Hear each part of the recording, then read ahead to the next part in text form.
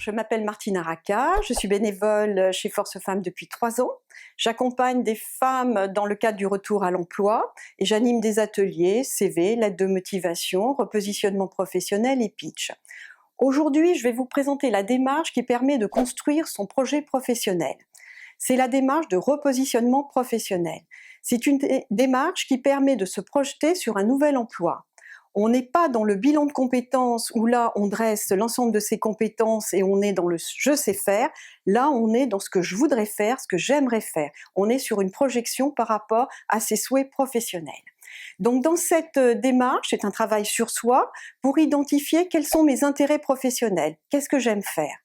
Une fois qu'on a déterminé ses intérêts professionnels, on regarde quelles sont les compétences que l'on va pouvoir transférer par rapport à ses aspirations. Ensuite, on regarde quel serait le cadre idéal de travail pour moi, quel serait l'environnement de travail qui correspond à mes valeurs, à mes aspirations. Donc là aussi, on est dans la projection et on détermine ensuite par rapport à toutes ces informations qu'on a recueillies, les grandes orientations, on choisit ces grandes orientations professionnelles et puis on découle des pistes professionnelles qu'on n'aura plus qu'à étudier par rapport à leur faisabilité. Donc voilà l'ensemble de la démarche. Donc la première étape, c'est de déterminer ses intérêts professionnels. Donc par rapport à ça, je vous propose une méthode simple. Vous prenez l'ensemble des domaines de compétences et vous évaluez vos intérêts, vos aspirations de 1 à 4.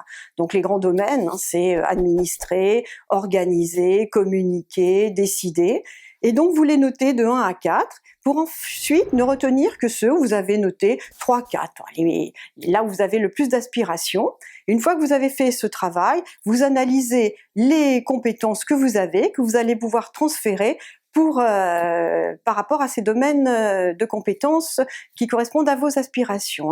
Donc la méthode, c'est de croiser à la fois vos aspirations, vos intérêts professionnels et vos compétences. Et donc ça vous donne comme ça un socle de compétences transférables correspondant à vos aspirations qui va être votre socle d'excellence, qui va vous permettre d'être dans une zone de confort où vous allez pouvoir vous projeter, oser, vous challenger, par exemple prendre plus de responsabilités, ouvrir votre environnement peut-être à l'international ou en région, prendre des postes dans un secteur que vous ne connaissez pas, parce que vous serez à l'aise par rapport à vos motivations et à vos compétences et vous pourrez bien vous projeter dans de nouveaux univers.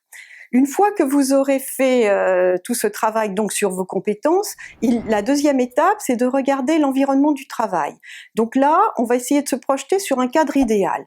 Donc essayez de noter quels sont les éléments dans un environnement du travail qui sont importants pour vous.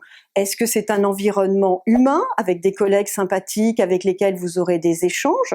Ou est-ce que c'est un domaine où vous aurez de bonnes conditions salariales? Est-ce que c'est un poste où vous aurez la sécurité de l'emploi, un niveau de responsabilité, de confiance ou alors de la créativité? Listez vraiment les éléments importants pour vous en termes de cadre de travail, d'environnement. Et ainsi, vous aurez à la fois vos zones de confort en termes de compétences, votre cadre de travail idéal, et vous pourrez choisir vos grandes orientations professionnelles qui sera l'étape suivante.